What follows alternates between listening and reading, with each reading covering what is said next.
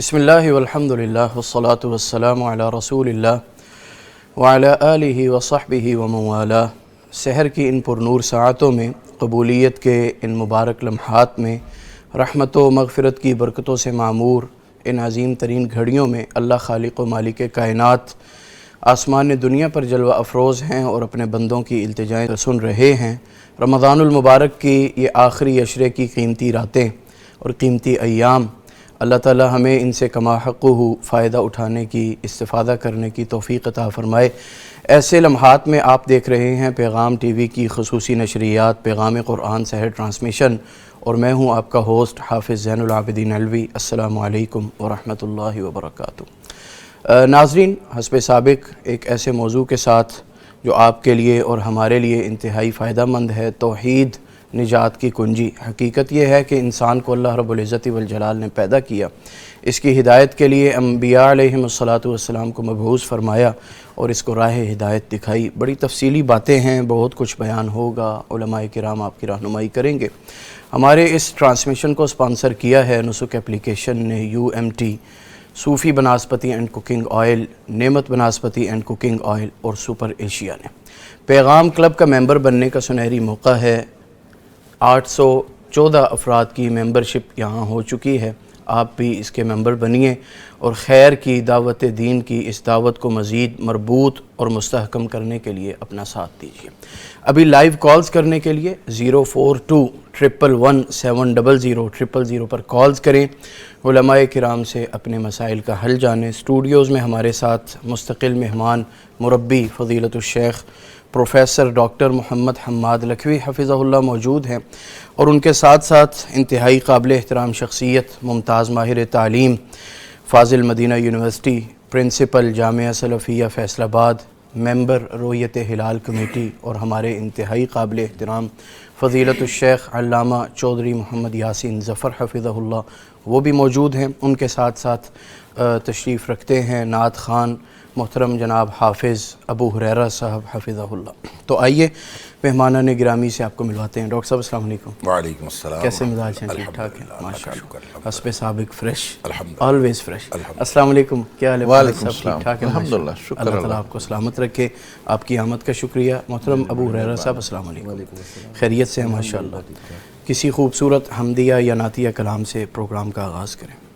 سارے جہاناں نو پالے پیا کلا، واہ میرے مولا واہ میرے اللہ۔ سارے جہاناں نو پالے پیا کلا، واہ میرے مولا واہ میرے اللہ۔ مخلوق تیری ہے تیرے تے راضی، ہر روز کھاوے روزی پئی تازی۔ پتھراں چ پالے کیڑا ہرا تلا، واہ میرے مولا واہ میرے اللہ۔ سارے جہاناں نو پالے پیا کلا، واہ میرے مولا واہ میرے اللہ۔ مٹی دے وچوں انگور اگاوے، تھوڑے دانے آدے او لکھاں بناوے۔ سجن تے دشمن کھاندے نے مکدا نہیں گلا، واہ میرے مولا واہ میرے اللہ۔ سارے جہاناں نو پالے پیا کلا، واہ میرے مولا واہ میرے اللہ۔ ڈڈو کچھوے مچھیاں تیریاں نے فوجاں، پانی دے اندر کرن پئیاں موجاں۔ نظراں تو اولے سمندراں دا تھلا، واہ میرے مولا واہ میرے اللہ۔ سارے جہاناں نو پالے پیا کلا، واہ میرے مولا واہ میرے اللہ۔ عجب کارگری تیری نرالی، مجھاں گاواں کھاون توڑی پرالی۔ چٹا کھرا دودھ جہانو اولا واہ میرے مولا واہ میرے اللہ سارے جہانانو پالے پہ اکلا واہ میرے مولا واہ میرے اللہ فضاواں چ اڈ دے نے لکھاں پرندے فضاواں چ اڈ دے نے لکھاں پرندے شیر چیتے بلے تے لکھاں درندے رج رج کے کھاون کر کر تسلا واہ میرے مولا واہ میرے اللہ سارے جہانانو پالے پہ اکلا واہ میرے مولا واہ میرے اللہ۔ بہت خوب ڈاکٹر صاحب، توحید کی بات شروع ہوگی، سب سے پہلے یہ بتائیے گا کہ توحید کا حقیقی مفہوم کیا ہے؟ ہمارے ناظرین اس ٹاپک کو کس طرح سمجھے ابتداءً؟ بسم اللہ الرحمن الرحیم۔ دیکھیں، توحید کا لفظی معنی تو ہے ایک ہونا، جی، اور واحد سے ہے وحد، تو اس کو ایک ہونا سمجھیں، کسی چیز کا ایک ہونا وہ توحید ہو سکتی ہے، لیکن شریعت اسلامیہ کی اصطلاح میں اللہ کا ایک ہونا توحید نہیں ہے، اللہ کو ایک ماننا توحید ہے۔ اور اس سے مزید آگے بڑھیں تو یہ کہنا چاہیے کہ اللہ کو ایک ماننا اور ایک اللہ کی ماننا، پھر توحید مکمل ہوتی ہے۔ اسی لیے اہل علم نے اس کی 3 قسمیں کی ہیں کہ ایک توحید ربوبیت ہے، اور توحید الوہیت ہے، اور توحید اسماء و صفات ہے۔ گویا اللہ کو ذات کے اعتبار سے بھی اکیلا ماننا، یکتا، وہ اکیلا ہے اور یکتا ہے، اس جیسا کوئی نہیں۔ دوسرا یہ کہ وہی لائق عبادت ہے، اس کے علاوہ کوئی اور لائق عبادت نہیں۔ اور تیسرا یہ کہ جو افعال ہیں، جو اس کے اسماء و صفات اور اس کے کام ہیں، وہ اس کے علاوہ اور کوئی نہیں کر سکتا۔ تو اللہ تعالیٰ کو ایک ماننا، اللہ تعالیٰ کی ایک اللہ کی ہی ماننا اور اسی کے مطابق زندگی گزارنا، اس کو توحید کہتے ہیں۔ جی، اگر یہ توحید کے اندر صرف یہ بات شامل ہو کہ زمین و آسمان کا پالنے والا اللہ ہے، اور سورج چاند ستارے اسی کے کنٹرول میں ہیں، اور مدبر کائنات وہ ہے، رزق وہ دیتا ہے، یعنی جس کو ہم توحید افعال کہتے ہیں یا توحید اسماء و صفات کہتے ہیں، اگر صرف اس کا یہ مفہوم ہو تو اس کو تو مشرکین مکہ بھی مانتے تھے۔ یعنی مشرکین مکہ سے پوچھیں تو وہ اللہ تعالیٰ نے قرآن میں ان کا بار بار عقیدہ بیان کیا ہے، سورہ عنکبوت کے اندر، سورہ زخرف میں، سورہ مومنون میں، سورہ یونس میں اور سورہ زمر میں، مختلف جگہ پہ اللہ نے ان کا عقیدہ بیان کیا کہ ان سے پوچھ کے دیکھو کہ زمین و آسمان کا خالق کون ہے، سورج چاند ستارے کس کے کنٹرول میں ہے، رزق کون دیتا ہے، بارش کون برساتا ہے۔ تو فرمایا کہ ان کا جواب ہوگا لا یقولن اللہ، یہ کہیں گے کہ اللہ ہی سب کچھ کرتا ہے۔ اچھا، جب سب کچھ یہ ماننا تو سب کچھ اللہ کرتا ہے، تو ہمارے خیال میں آج کے دور میں تو یہ ایسا بندہ موحد ہونا چاہیے کہ جو سمجھتا ہے کہ سب کچھ اللہ کرتا ہے۔ صحیح بات۔ تو جب تک یعنی گویا توحید ذات کے بھی وہ قائل تھے، توحید افعال کے یا توحید اسماء و صفات کے بھی وہ قائل تھے، لیکن جو توحید فی العبادت ہے، جس کا نام توحید الوہیت بھی ہے، جی، وہ فرق تھا اس میں کہ جو بندگی، جو افعال، جو کام جو عبادت کے قبیل سے ہیں اور خالص اللہ کے لیے روا رکھے جانے چاہیے اور کسی کے لیے نہیں کرنے چاہیے، وہ کام یا ان کاموں میں سے کچھ وہ کسی اور کے لیے بھی کرتے تھے، وہ چاہے بتوں کے لیے کریں، چاہے مردوں کے لیے کریں، چاہے زندوں کے لیے کریں، کسی کے لیے بھی کریں۔ اور عقیدہ یہ رکھتے تھے، قرآن یہ بتاتا ہے، وہ کہتے تھے ما نعبدہم الا لیقربونا الی اللہ زلفیٰ، کہ ہم ان کی بندگی اس لیے کرتے ہیں یہ ہمیں اللہ کے قریب کر دیتے ہیں۔ اور اسی طرح سے فرمایا سورہ یونس میں کہ وَيَقُولُونَ هَؤُلَاءِ شُفَعَاؤُنَا عِندَ اللَّهِ، یہ اللہ کے ہاں ہمارے سفارشی ہیں، یعنی یہ عقیدہ ان کا تھا۔ اور اس عقیدے کی وجہ سے وہ لوگ مشرک ٹھہرے، باوجود اس کے کہ توحید ربوبیت کے بھی قائل تھے اور توحید اسماء و صفات کے بھی قائل تھے۔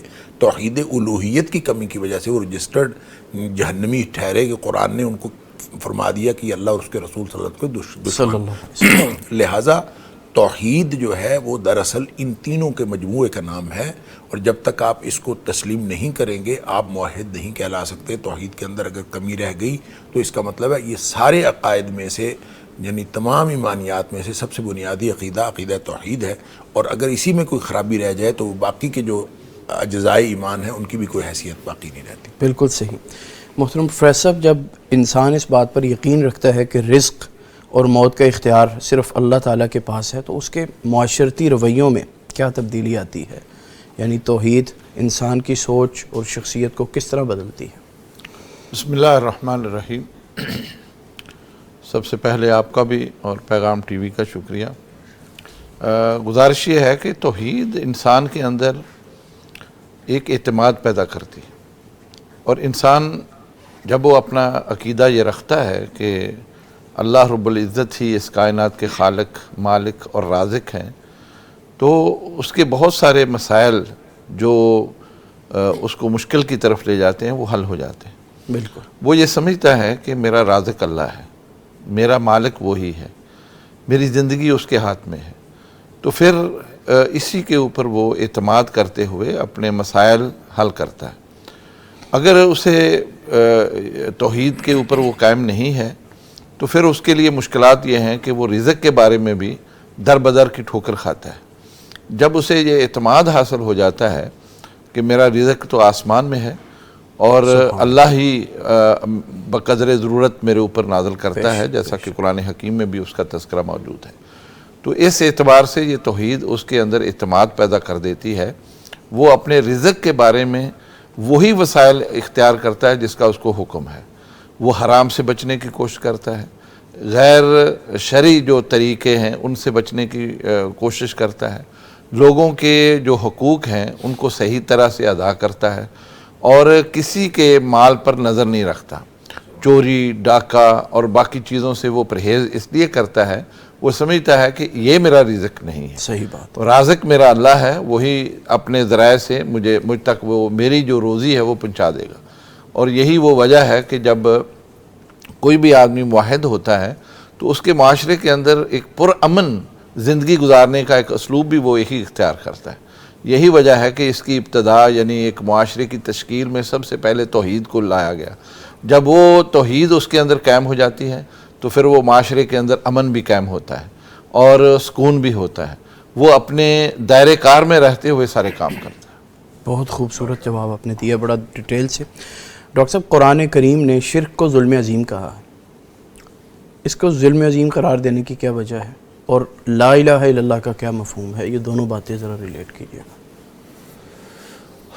دیکھیں، کسی کا حق اس کو نہ دینا یہ ظلم ہے، صحیح، اور خالق کا حق ہے کہ مخلوق اس کی بندگی کرے۔ بے شک۔ نبی اکرم صلی اللہ علیہ وسلم نے ایک دفعہ حضرت معاذ بن جبل رضی اللہ تعالیٰ عنہ کے ساتھ مکالمہ ہوا تھا۔ آپ نے پوچھا تھا، معاذ آپ کو معلوم ہے ما حق اللہ علی العباد وما حق العباد علی اللہ، اللہ کا بندوں پر کیا حق ہے اور بندوں کا اللہ پر کیا حق ہے؟ تو نبی کریم صلی اللہ علیہ وسلم نے فرمایا کہ حق اللہ، خود ہی نبی پاک صلی اللہ علیہ وسلم نے بتایا جب معاذ رضی اللہ تعالیٰ نے کہا کہ مجھے تو نہیں معلوم، واللہ ورسولہ اعلم، تو آپ نے فرمایا کہ اللہ کا بندوں پر حق یہ ہے ان یعبدوہ ولا یشرکوا بہ شیئا، سبحان اللہ، اس کا حق ہے، اور یہ حق اس لیے یعنی اس کی خالص بندگی کی جائے، اس کے ساتھ کسی کو شریک نہ ٹھہرایا جائے۔ یہ حق اس لیے ہے کہ اللہ نے قرآن میں اس کی دلیل سب سے بڑی دی ہے کہ خالق جو ہے اس کا حق ہوتا ہے، یا ایھا الناس اعبدوا ربکم الذی خلقکم والذین من قبلکم لعلکم تتقون، جو تمہارا بھی خالق ہے، تم سے پہلے لوگوں کا بھی خالق ہے۔ خالق کا حق ہوتا ہے کہ مخلوق اس کی بندگی کرے۔ اس لیے اللہ کریم نے قرآن میں فرمایا ہے کہ ارونی ماذا خلقوا من الارض، بتاؤ تو انہوں نے زمین میں پیدا کیا کیا ہے۔ اگر باطل معبودان جن کو لوگ شریک بناتے ہیں اللہ کا، ان میں سے کسی نے کچھ پیدا کیا ہے تو چلے پھر تو آپ سوچیں کہ یہ اس کا بھی حق بندگی کا ہو سکتا ہے۔ جب کوئی پیدا کرنے والا ہے ہی نہیں اللہ کے علاوہ تو پھر خالص اسی کا حق ہے۔ پھر اللہ تعالیٰ نے تو یہاں تک بتا دیا کہ یہ دنیا والے سارے مل کے جتنے بھی دنیا میں مخلوق میں بڑے بڑے جتنے بھی ہو سکتے ہیں وہ سب ملا لیں، ساتھ سائنسدان بھی ملا لیں، سوشل سائنٹسٹ بھی ملا لیں، ٹیکنیکل لوگ، میڈیکل سائنس کے لوگ سارے ملا لیں، تو یہ مل کے بھی ایک مکھی نہیں بنا سکتے۔ جب وہ مکھی بھی پیدا نہیں کر سکتے تو پھر یہ حق بندگی ان کو کیسے حاصل ہو سکتا ہے؟ صحیح بات۔ لہذا فرمایا کہ ان کو یعنی مکھی پیدا نہیں کر سکتے، بلکہ فرمایا مکھی ان کے آگے سے کوئی چیز چھین کے لے جائے تو یہ اس کو واپس نہیں لا سکتے۔ اچھا، یہاں ایک بڑی دلچسپ بات ہے، میں ایک دفعہ اسی آیت پہ درس دے رہا تھا تو میری درس میں ایک ہمارے کیمیکل کے پروفیسر صاحب موجود تھے، اللہ تعالیٰ ان کی مغفرت فرمائے، فوت ہو گئے. آمین. وہ اگلے اتوار تشریف لائے تو میرے پاس ایک آرٹیکل لے کے آئے، انگریزی کا آرٹیکل تھا، اور انہوں نے شیخ وہ آرٹیکل مجھے دکھایا اور انہوں نے کہا کہ یہ دیکھو مکھی کے اوپر آرٹیکل تھا. اچھا. اور ان کا یہ دیکھیں اللہ نے یہ جو چیلنج دیا نا کہ مکھی چھین کے لے جائے ان کے ہاتھ سے تو یہ اس سے واپس نہیں لے سکتے، تو یہ چیلنج کیوں ہے؟ اس میں یہ لکھا تھا کہ مکھی جب کوئی ڈائٹ لیتی ہے، کسی بھی چیز پہ پڑتی ہے تو یہ صرف لیکوڈ سک کرتی ہے. اچھا جب یہ کسی ٹھوس چیز پہ پڑتی ہے تو اللہ نے اس کے اندر سسٹم ایسا رکھا ہے کہ وہ اپنے اندر سے ایک لعاب باہر نکالتی ہے، اس ٹھوس چیز کے اوپر ڈالتی ہے، اور تھوڑا سا وہ اس کو جتنا اس نے لینا ہوتا ہے وہ اتنا ٹھوس چیز مایا بن جاتی ہے، اس مایا کو یہ سک کر لیتی ہے، پھر یہ اڑتی ہے تو باہر اس کے ہاتھ میں کچھ ہوتا ہی نہیں ہے، اٹھا کیسے سکتے ہیں؟ وہ کہتے ہیں کہ یہ چیلنج اللہ کا، یہ قیامت تک کے لیے چیلنج ہے، اور اتنا مائنیوٹ کہتے ہیں کہ یہ انسانوں کو، عام لوگوں کو تو پتہ ہی نہیں کہ یہ چیلنج کتنا بڑا ہے کہ اس کے ہاتھ سے کھانا تو چھین کے دکھائیں، اس کے ہاتھ میں ہوتا ہی کچھ نہیں، کیسے چھین کے دکھائیں؟ سبحان اللہ. تو پیدا کرنے والا جو ہے تو پھر اللہ تعالیٰ فرماتا ہے ضعف الطالب والمطلوب، مانگنے والا بھی کتنا بودھا اور کمزور ہے، اور جو جس سے مانگا جا رہا ہے وہ بھی کتنا بودھا اور کمزور. ما قدر اللہ حق قدری، انہوں نے اللہ کی قدر ہی نہیں پہچانی. تو وہ اللہ جو سب کچھ دینے والا ہے اور ہر چیز پیدا کرنے والا، اس کا حق ہے کہ ساری کائنات اس کی بندگی کرے. لہذا باقی ساری کائنات تو تکوینی طور پر بندگی کر رہی ہے، تو صرف انسان اور جن ہیں جن کو حکم دیا گیا ہے تشریعی طور پر کہ یہ بھی اللہ کی بندگی کرے. یہ اس لیے کہ یہ خالق کا حق ہے، اور مخلوق جب خالق کی بندگی کرتی ہے تو پھر اس کا حق اللہ پر ہو جاتا ہے. نبی کریم صلی اللہ علیہ وسلم حق العباد علی اللہ، جو اللہ کے ساتھ شرک نہیں کرتا نا اللہ اس کو عذاب نہ کرے، یہ بندے کا حق ہو جاتا ہے اللہ پر. بہت خوب. اچھا یہ ہے اصل میں وہ تعلق کہ جب انسان اللہ تعالیٰ کی بندگی کرتا ہے، عبد بنتا ہے، تو معبود پھر اس کو کچھ حقوق دے دیتا ہے، معبود نے اپنے ذمے رکھا ہوا ہے، اللہ تعالیٰ اس کو دیتا ہے. اب رہے کہ کلمہ لا الہ الا اللہ کی بات، تو وہ بھی ایک لمبی تفصیل ہے، میں صرف اختصار کے ساتھ عرض کر دیتا ہوں. اچھا تو اس تفصیل سے پہلے ایک کالر شامل کر لیں. لیں. السلام علیکم ورحمۃ اللہ. ہمارے ساتھ ایک کالر ہیں محمد اقبال صاحب، فرمائیے گا. السلام علیکم. جی وعلیکم السلام. زین بھائی میرے نا بھائی ہیں بڑے اور بہنوئی بھی ہیں میرے. جی تو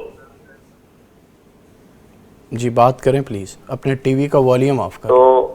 تو جیسے پروفیسر صاحب نے پچھلے دن ہی کہا تھا کہ میں نے اپنے والد صاحب کے ساتھ 27 سال گزارے ہیں اور انہوں نے کبھی کہکا نہیں لگایا. بالکل ڈاکٹر صاحب. اسی طرح میرے اس بھائی نے ساری زندگی سب رشتہ داروں کی، دوستوں کی خدمت کی، کبھی کسی کو اف تک نہیں کہا. اچھا. تو آج ان کا آپریشن ہے، دل کے 2 بال لیک ہے. تو پروفیسر صاحب سے میری گزارش ہے کہ کائنڈلی ان کے لیے دعا کریں کہ اللہ تعالیٰ ان کو صحت دے. آمین آمین. انشاءاللہ. اس کی وجہ سے کچھ پریشان ہے ہمارے. ڈاکٹر حماد لکھوی صاحب بھی ہمارے ساتھ ہیں، پروفیسر یاسین ظفر صاحب بھی، انشاءاللہ دونوں اللہ تعالیٰ ان کو صحت دے. آج اس کا آپریشن ہے، میری گزارش ہے اور پروفیسر صاحب سے. جی انشاءاللہ. بہت شکریہ کال کرنے کے لیے.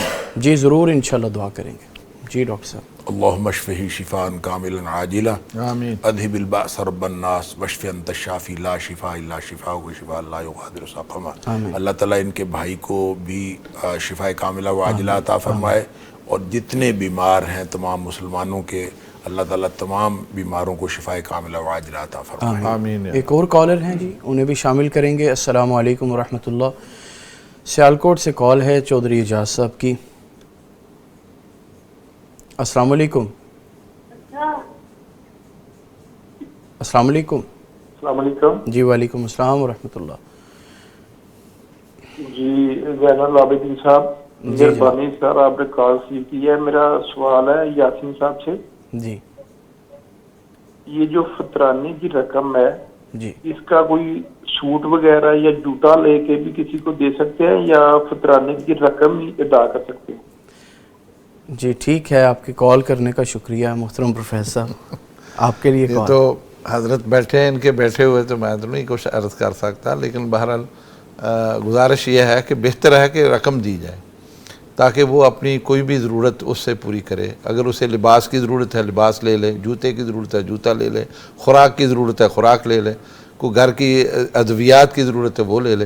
آپ اگر کوئی چیز متعین کریں گے تو اس سے ہو سکتا ہے اس کی مشکل جو ہے نا وہ آسان نہ ہو سکے.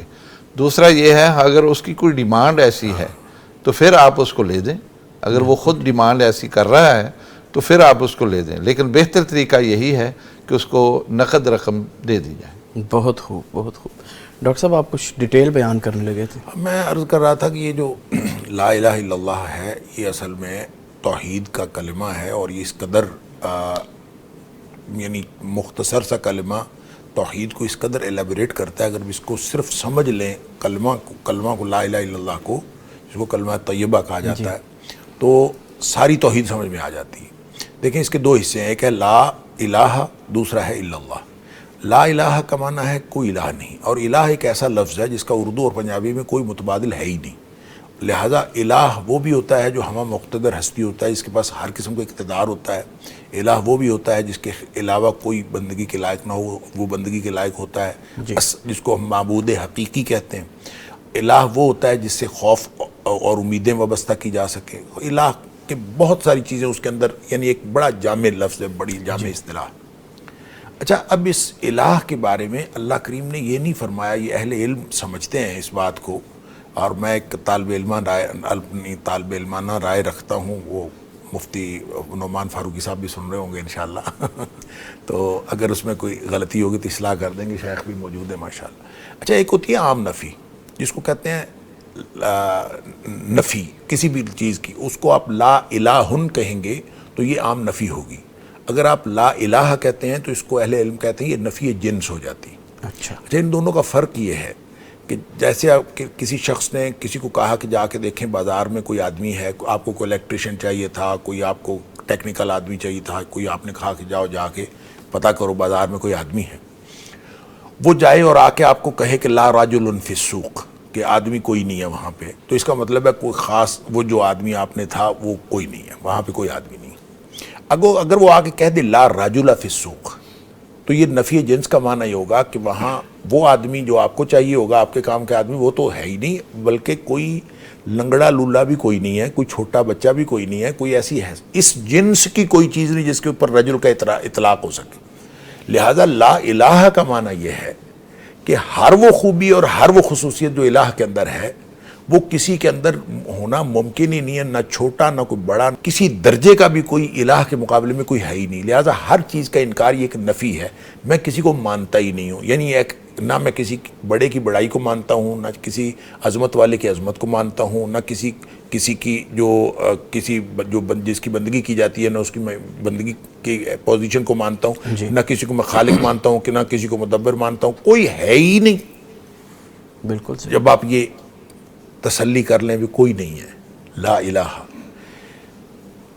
اقبال نے ایک بات بڑی زبردست کہی ہے، اقبال کہتا ہے کہ جب تک، اور یہ قرآن نے بھی اس بات کو واضح کیا ہے، کہ جب تک آپ پچھلے خیالات ساتھ رکھتے ہیں نا، فلاں بھی ہے فلاں بھی ہے فلاں بھی ہے، اور اس وقت تک جو ہے یعنی نفی تخریب عام نہیں ہوتی نا، اس کے اوپر نئی تعمیر نہیں ہو سکتی۔ کوئی آپ نے بلڈنگ نہیں بنانی ہے نا، تو بلڈنگ نہیں بنانے کے لیے پہلے پرانی بلڈنگ گرانی پڑتی ہے، اس کی بنیادیں بھی اکھاڑنی پڑتی ہیں۔ اگر پرانے کوئی خیالات میں کوئی شرک دل کے اندر وہ رچا بسا ہوا ہے، کوئی ایسی چیز ہے، تو اس کو نکالنا ضروری ہے۔ لہذا فرمایا لا الہ، کوئی ہے ہی نہیں۔ اور اقبال کہتا ہے کہ لبالب شیشہ تہذیب حاضر ہے میں لا سے، دنیا کو لا کا پتہ چل گیا، ہر چیز کا انکار کر دیا ہے، مگر ساقی کے ہاتھوں میں نہیں پیمانہ الا، جس سے وہ بھرنا تھا وہ نہیں ہے، لہذا الا اللہ سے وہ گیپ فل ہونا تھا، جو ایک دفعہ گیپ، تو انکار تو مغرب نے بھی کر دیا، انکار سب نے کر دیا۔ انکار کرنے کے بعد پھر اس کو بھرنا ہے، جب دنیا میں کوئی ہے ہی نہیں، میں کسی کو مانتا ہی نہیں، لیکن الا اللہ، سوائے اللہ کے، تو سوائے اللہ کے میں کسی اور کو نہیں مانتا۔ اور الہ کی جنس کی کوئی چھوٹی بڑی کوئی ہستی دنیا کائنات میں موجود ہی نہیں ہے، لہٰذا ایک اللہ کو ماننا یہ تو سارے ہی مانتے تھے، لیکن ساتھ کسی اور کو بھی ماننا یہ اصل میں شرک ہے، جو لوگوں سے کور نہیں ہوتا، اور ہر دور کا کوئی مشرک ایسا نہیں تھا۔ یہ تو آج آ کے یہ عقیدہ بنا ہے کہ اللہ تعالیٰ کی ذات ہے ہی نہیں، وجود باری تعالیٰ کے انکار کا جو ہے، اس دور میں بھی وجود باری تعالیٰ کے انکار کرنے والے لوگ تھے، لیکن وہ مشرک نہیں تھے. جو دہریے تھے وہ تھوڑے تھے، مشرک زیادہ تھے، اور مشرک اللہ کے وجود کے قائل تھے، اس دور میں بھی قائل تھے، آج بھی قائل ہیں. لہٰذا جو چھوٹے ساتھ ماننے والے اور جو ساتھ، اس لیے اللہ کریم نے فرمایا ہے وَأَنَّ الْمَسَاجِدَ لِلَّهِ فَلَا تَدْعُوا مَعَ اللَّهِ أَحَدًا، اللہ کے ساتھ بھی کسی کو نہیں پکارا. بالکل ٹھیک. کالر شامل کریں گے. السلام علیکم ورحمۃ اللہ. محمد عمیر صاحب نے جوائن کیا ہے. وعلیکم السلام ورحمۃ اللہ وبرکاتہ. نواب شاہ سے کال ہے جی. اللہ کا بڑا احسان ہے. آپ خیریت سے؟ جی الحمدللہ. جی حماد لکھوی صاحب کیسے ہیں؟ خیریت سے؟ جی الحمدللہ خیریت سے ہیں الحمدللہ. جی اچھا جی، آپ سے سوال ہے میرا. یہ ہم نے کسی سے سنا تھا کہ جو قصر نماز ہوتی ہے نا، اگر ایک شہر میں ہم مثال کسی بڑے شہر میں سفر کر کے ایک جگہ سے دوسرے جگہ جاتے ہیں تو وہاں نہیں ہوتی، ٹھیک ہے. لیکن پوچھنا تھا کہ اگر ایک بڑا ڈویژن ہے اور اس میں یعنی کہ مختلف تفصیلیں موجود ہیں، تعلقے موجود ہیں، تو اس میں یعنی کہ ڈویژن کے اندر جو تعلقے آتے ہیں، اگر ہم زیادہ لمبا سفر کر کے وہاں جاتے ہیں تو وہ ان میں سے کس تعلقے میں پہنچ کر قصر ہو سکتی ہے؟ ٹھیک ہے محمد عمیر صاحب، کال کرنے کے لیے شکریہ. جی محترم ڈاکٹر صاحب، کال بھی انٹیریئر سندھ سے ہے ماشاءاللہ. نہیں ان کا خیال ایک ہی شہر میں قصر کیسے کرتے ہیں؟ ڈویژن مختلف تحصیلوں میں جاتے ہیں. نہیں، اصل میں تحصیل، ڈویژن، ضلع کا جو تصور ہے یہ ہمارا پولیٹیکل تقسیم ہے، اپنی انتظامی تقسیم ہے، اور اس انتظامی تقسیم کو آپ اس میں سفر میں نہ شامل کریں. البتہ جو ایک بستی ہے، ایک شہر ہے، ایک جس میں آپ رہتے ہیں، اس سے جب آپ نکل گئے تو آپ کا سفر سٹارٹ ہو گیا. اب سفر آپ کتنا سفر کریں گے تو اس پہ آپ کو قصر کرنی چاہیے. اس کے بارے میں نبی کریم صلی اللہ علیہ وآلہ وسلم نے کوئی چیز خود سے فرما کے کہ یہ اتنے فاصلے پر قصر کرنی ہے آپ نے نہیں فرمائی. صحابہ کرام نے جیسے جیسے کسی نے دیکھا، کسی نے کہا کہ اتنے میل پر نبی پاک صلی اللہ علیہ وسلم نے قصر کہی، کسی نے کہا اتنے میل پر، زیادہ بھی کم بھی، اور کم از کم یہ ہے وہ جو 3 فرسخ کی بات ہے اور وہ 9 میل بنتے ہیں. اور 9 میل جو ہیں وہ تقریباً 23.5 کلومیٹر، 22-23 کلومیٹر بنتے ہیں. اتنی دور اگر آپ نے سفر کرنا ہے، وہ تحصیل کی بات نہیں ہے، وہ ضلع کی بات نہیں ہے، وہ ڈویژن کی بات نہیں ہے، وہ کہیں بھی ہیں. اگر آپ اپنی بستی سے نکل کر اتنا سفر طے کرتے ہیں تو آپ قصر کر سکتے ہیں. بالکل ٹھیک ہے. ایک اور کالر ہیں جی، بیک ٹو بیک ماشاءاللہ. محمد حنیف صاحب کی کال ہے. السلام علیکم. السلام علیکم. جی وعلیکم السلام ورحمۃ اللہ. فرمائیے، فرمائیں کیا پوچھنا چاہتے ہیں؟ یہ فطرانے کے پیسے جو ہیں یہ کتنے دن پہلے دیے جا سکتے ہیں اور فطرانہ کیا ہے؟ ٹھیک ہے، کال کرنے کے لیے شکریہ. کتنے دن پہلے دیے جا سکتے ہیں؟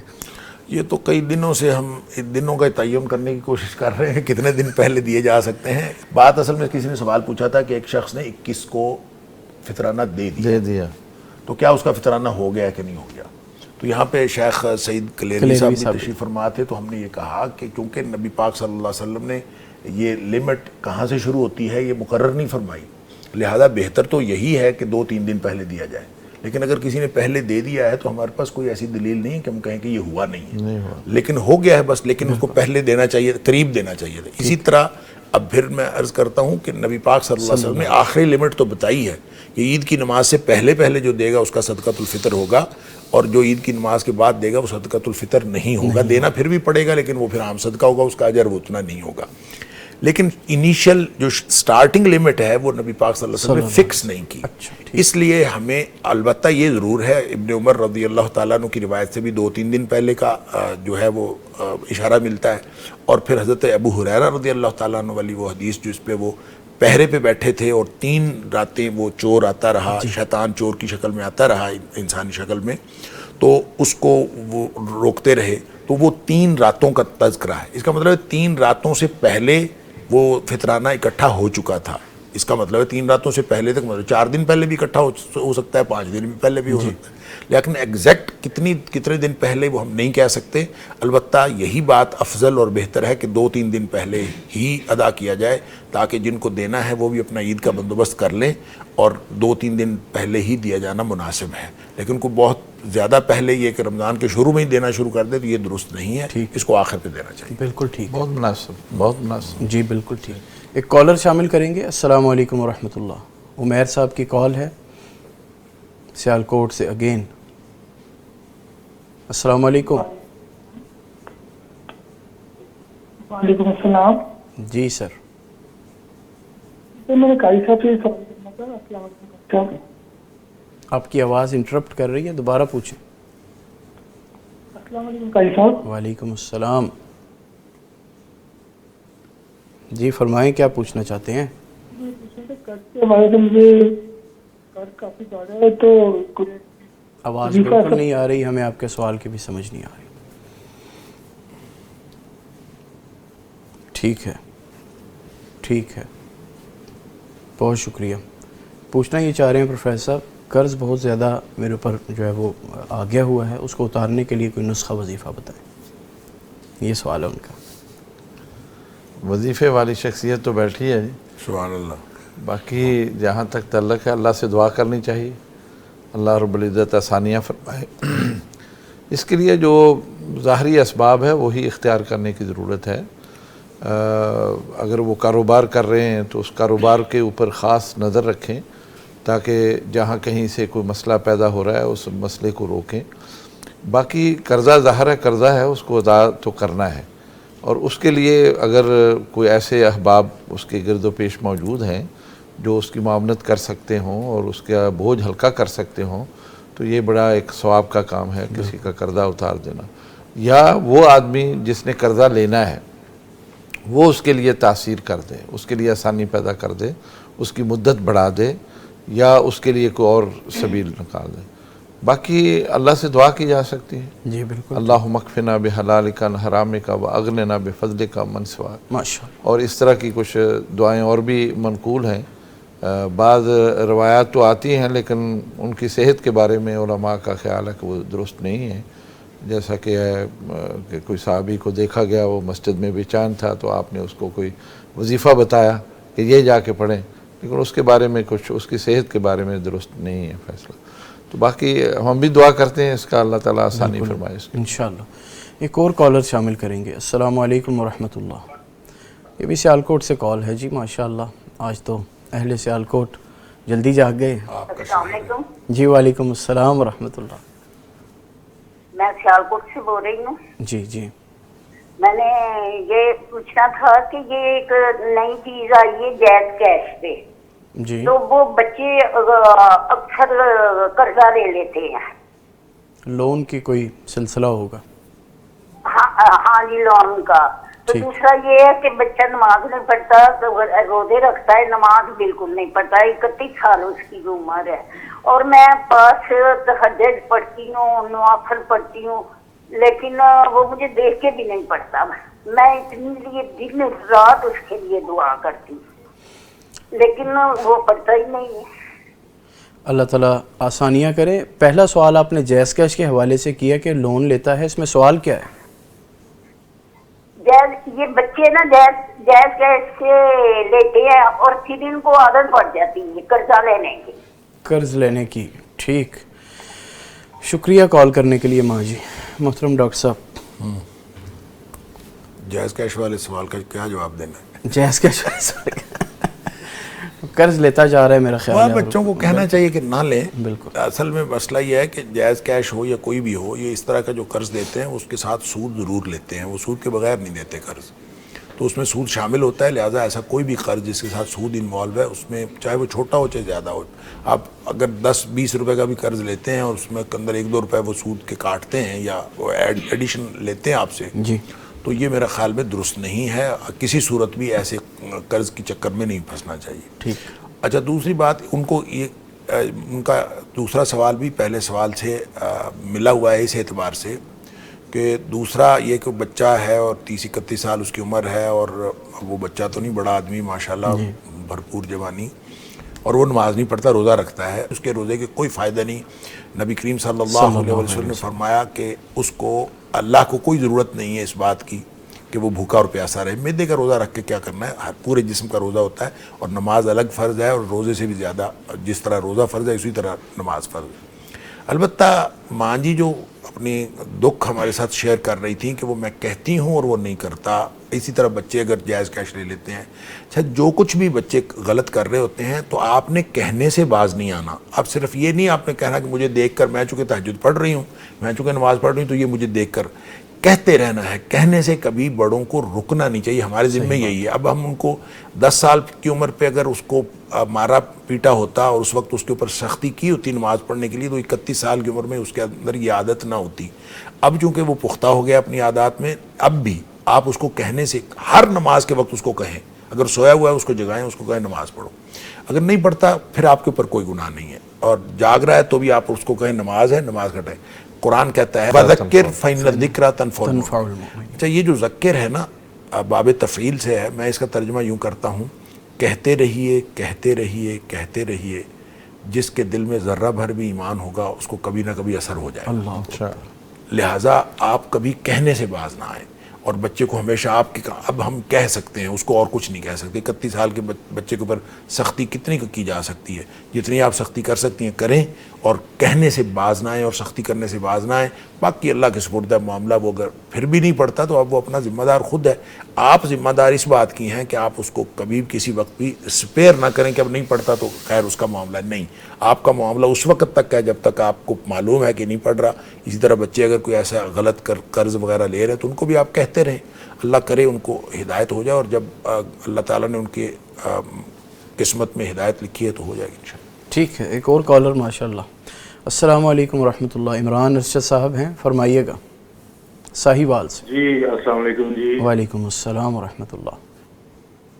جی السلام علیکم. وعلیکم السلام, سن رہے ہیں ہم آپ کو, فرمائیں. اچھا میرا سوال ہے لکھوی صاحب سے. جی. کہ آج کل آلو کی فصل جو ہے وہ ہارویسٹ ہو رہی ہے, ہو چکی ہے جی, لیکن اس کی جو پروڈیوس پرائس ہے وہ اس ایکسپینس سے کافی کم ہے جو زمیندار نے اس کے اوپر ایکسپینس کیا ہے. جی. تو اس کا طریقہ کار ابھی جو فارمرز ہیں وہ یہ کر رہے ہیں کہ اس آلو کی فصل کو کولڈ سٹور کے اندر اس نیت سے رکھ رہے ہیں کہ جب اس کی قیمت بڑھے گی تو پھر ہم اپنی پروڈیوس کو مارکیٹ میں سیل کریں گے. تو یہ طریقہ کیا جائز ہے یا اس میں کوئی گنجائش ہے یا نہیں ہے, یہ میرا سوال. ٹھیک ہے, کال کرنے کے لیے شکریہ. جی محترم ڈاکٹر صاحب. جی واقعتاً یہ بڑا اس وقت پاکستان میں کسانوں کے اوپر بڑا بحران آیا ہوا ہے. کسی بھی فصل کی کوئی اچھی قیمت نہیں تھی ملتی, اور خاص طور پہ اب آلو کے اوپر تو سارے کسان جو کہنا چاہیے رل گئے بیچارے. تو اس میں اگر کوئی کسان افورڈ کرتا ہے, اس کو رکھ لیتا ہے کہ قیمت بہتر ہوگی تو میں اس وقت دے دوں گا, تو یہ احتکار میں نہیں آتا. احتکار جس کو ذخیرہ اندوزی کہتے ہیں, یا یعنی وہ اس احتکار کی ڈیفینیشن میں یہ بات شامل ہے کہ اس کی وجہ سے مارکیٹ میں کمی واقع ہو جائے. یعنی مارکیٹ میں آلوؤں کی ضرورت ہو اور آپ اس کو سٹور میں رکھ کے بیٹھے ہوئے ہیں کہ نئی قیمت میری مرضی کی ہوگی تو پھر میں دوں گا, ورنہ میں نے نہیں دینا, تو پھر یہ احتکار ہوگا. اب اگر آلو مارکیٹ میں رول رہا ہے اور کوئی لینے والا نہیں ہے, خریدار کوئی نہیں ہے, تو اس موقع پہ آپ اگر اپنے کولڈ سٹور میں یا کسی اور کے کولڈ سٹور میں رکھ لیتے ہیں اور کچھ عرصے کے لیے, تو یہ احتکار کی ڈیفینیشن میں نہیں آتا. انشاءاللہ کوئی گناہ نہیں ہے. البتہ مارکیٹ میں اگر آلو کی کمی ہو جائے اور آلو کی ڈیمانڈ پیدا ہو جائے اور لوگ جو ہیں وہ مانگ رہے ہوں آلو, اس کی طلب موجود ہو اور آلو مارکیٹ میں موجود نہ ہو اور آپ ہولڈ کر کے بیٹھے ہوئے ہوں, وہ ہولڈنگ ہے اور وہ احتکار ہے اور اس کے اوپر بہت گناہ ہے. وگرنہ جب مارکیٹ میں چیزیں اویلیبل ہیں تو اس وقت اس کو رکھ لینا یہ احتکار میں نہیں آتا. بالکل ٹھیک.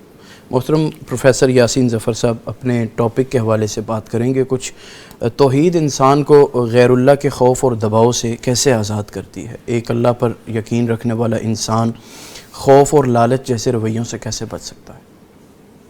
دیکھیں, توحید کا پوری دنیا پر سب سے بڑا احسان یہ ہے کہ اس نے لوگوں کے دلوں سے خوف نکالا. سبحان اللہ. ایک وقت تھا کہ لوگ درخت سے ڈرتے تھے, پتھروں سے ڈرتے تھے, مختلف چیزوں سے ڈرتے تھے, یعنی وہ چیزیں جو اللہ رب العزت نے انسانیت کی خدمت کے لیے پیدا کی ہیں, انسان ان سے بھی ڈرتا تھا. لیکن توحید نے آ کے یہ خوف سب ختم کر دیے, پاش پاش کر دیے. یہیں سے لوگوں نے مختلف تجربے بھی کیے, ورنہ آج دنیا بہت ساری چیزوں سے جو ہے نا وہ اس سے مستفید نہ ہوتی. لیکن توحید نے آ کے انسان کے اندر یہ جرت پیدا کر دی کہ وہ پہاڑوں پر بھی گیا، پہاڑوں کے سینے بھی چیر دیے، اس نے سمندر گہرائی تک وہ چلا گیا، اور بڑے بڑے یعنی جو معاملات تھے ان کو اس نے اپنے ہاتھ میں لے لیا۔ تو یہ ایک خوف کو پاش کرنا، یہ توحید کا جو ہے نا سب سے بڑا احسان ہے پوری انسانیت کے اوپر۔ تو اس تناظر میں ہم کہہ سکتے ہیں کہ خاص طور پر جو موحد آدمی ہے وہ سمجھتا ہے کہ میرے سارے معاملات تو اللہ کے ہاتھ میں ہیں، اور جب وہ یہ جانتا ہے تو اس کے اندر پھر جو انسانوں کا خوف ہے، باقی چیزیں جو اس وقت ناخدا بنے بیٹھے ہوتے ہیں ان کا خوف، وہ سب نکل جاتا ہے۔ وہ سوائے اس کے کہ وہ سمجھتا ہے کہ میری زندگی اور موت اللہ کے ہاتھ میں ہے۔ اسی لیے وجہ سے ہمارے جتنے بھی مسلمان مجاہدین ہوئے ہیں، بڑے بڑے مارکوں کے اندر وہ بے جگر ہو کے جو ہے نا وہ لڑتے رہے، اس لیے کہ انہیں معلوم تھا کہ اگر میری زندگی ہے تو مجھے کچھ ہوگا نہیں، اگر میری زندگی ختم ہے تو ہو جائے گی۔ تو اس لیے وہ بڑے بڑے مارکوں کے اندر بھی اس بہادری کے ساتھ قدم رکھتے تھے۔ تو توحید انسان کے اندر جو ہے نا وہ بے خوفی پیدا کرتی ہے، اور یہ بات اس آدمی کے لیے بالخصوص جو موحد ہے اس کے لیے بڑی اچھی ہے کہ وہ ان چیزوں سے بالا تر ہو جاتا ہے، تو ہم پرستی نہیں آتی، اسے کسی اور کا خوف نہیں ہوتا، وہ اپنے معاملات سب اللہ کے سپرد کر دیتا ہے، اور اسی وجہ سے وہ بڑی ایک پرسکون زندگی بسر کرتا ہے۔ بہت خوب۔ ناظرین، توحید کے حوالے سے گفتگو جاری ہے، آپ کی کالز لی جا رہی ہیں، مسائل کے حل آپ کو بتائے جا رہے ہیں۔ وقت ہے ایک چھوٹی سی بریک کا، بریک کے بعد بھی کالز کریں، یوٹیوب پر اپنے کمنٹس کریں اور ادھر بھی سوالات پوچھیں۔ پروفیسر ڈاکٹر محمد حماد لکھوی صاحب ہمارے ساتھ ہیں، پروفیسر محمد یاسین ظفر چودھری حفظہ اللہ وہ ہمارے ساتھ ہیں، اور محترم حافظ ابو ہریرہ صاحب ہمارے ساتھ ہیں۔ ملتے ہیں بریک کے بعد، stay with us. Welcome back ناظرین، پیغام قرآن سحر ٹرانسمیشن جاری ہے۔ توحید کے حوالے سے گفتگو ہو رہی ہے۔ جس دل میں توحید کا چراغ روشن ہو جائے اس کے لیے نجات کے دروازے کھل جاتے ہیں، اور جس دل میں شرک کی آمیزش ہو جائے، جس زندگی میں شرک آ جائے، وہاں اعمال برباد ہو جاتے ہیں۔ اسی حوالے سے گفتگو جاری تھی، اس کو مزید آگے چلاتے ہیں۔ محترم ڈاکٹر حماد لکھوی صاحب، بعض لوگ یہ سوال اٹھاتے ہیں کہ اگر اللہ ہے، خدا ہے، تو نظر کیوں نہیں آتا؟ ہم کس کی عبادت کریں؟ اصل میں نے پہلے بھی عرض کیا ہے کہ اگر تو آپ شرک کی بات کریں نا، تو تاریخ کا کوئی ایک بھی مشرک ایسا نہیں گزرا جو وجود باری تعالیٰ کا قائل نہ ہو۔ مشرک ہمیشہ وجود باری تعالیٰ کے قائل رہے ہیں، لیکن بعض دہریے ملحد ایسے لوگ تھے اس دور میں بھی جو اللہ تعالیٰ کے وجود کے قائل نہیں تھے۔ وہ یعنی ان کو دہریے کہا جا سکتا ہے۔ وہ کہتے ہیں کہ وما یہلکنا الا الدہر، کہ یہ زمانے کا ایک اتار چڑھاؤ ہے، اس کے ساتھ ہم جیسے ایک مشین ہوتی ہے، اس میں مختلف پرزے ہوتے ہیں، تو انسان بھی ایک پرزہ ہے، ساتھ آتا ہے اور تبھی موت مر جاتا ہے، زمانہ ہی جلاتا مارتا ہے، اور اس کے علاوہ کچھ نہیں ہوتا۔ تو وہ اللہ تعالیٰ موجود نہیں ہے۔ اچھا، بات یہ ہے کہ ہر وہ چیز جو نظر نہیں آتی، کیا وہ موجود نہیں ہے؟ ہم کتنی چیزیں ہیں جو ہم اس کا وجود تسلیم کرتے ہیں لیکن وہ نظر نہیں آتی۔ انسان کی جان ہے، انسان کی روح نظر آتی ہے، نہیں آتی، ہوا نظر آتی ہے، نہیں آتی۔ اچھا، بعض چیزیں ایسی ہیں جو مثلا وہ کہتے ہیں کہ کسی نے کہا تھا کہ میں اللہ تو نظر نہیں آتا، تو اس لیے وہ نظر نہیں آتا تو میں اس کو نہیں مانتا، تو اس نے اس کو پتھر دے مارا، تو اس نے شور مچانا شروع کر دیا۔ اس نے کہا کیا ہوا؟ اس نے کہا تکلیف ہوئی ہے، درد ہوئی ہے۔ اس نے کہا کہاں ہے، دکھاؤ۔ تو نظر نہیں آتی لہذا کوئی نہیں، اگر نظر نہ آنے والی چیز موجود نہیں ہے تو پھر تو درد بھی کوئی نہیں ہے۔ لہذا بہت ساری چیزیں ایسی ہیں، یہ تو کوئی دلیل نہیں کہ نظر نہ آئے۔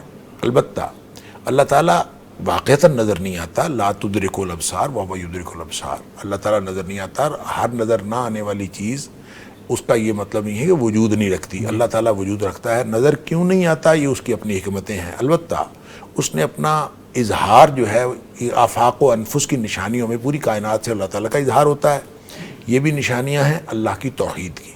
اور چونکہ وہ کائنات کا خالق ہے، لہٰذا اس نے اپنے کلام میں بھی، چونکہ خالق ہی کا کلام ہے، اس لیے اس نے اپنے کلام یعنی قرآن مجید میں بھی پورا کا پورا قرآن یہ ہے، یہ اللہ تعالیٰ کی وحدانیت کی نشانیاں ہیں۔ اس کو جملے فقرے اس لیے نہیں کہا، میں نے پہلے بھی کئی دفعہ عرض کیا، حالانکہ جملہ بھی عربی زبان کا لفظ ہے، فقرہ بھی عربی زبان کا لفظ ہے۔ قرآن کے جملوں اور فقروں کو جملہ اور فقرہ نہیں بلکہ آیات کہا۔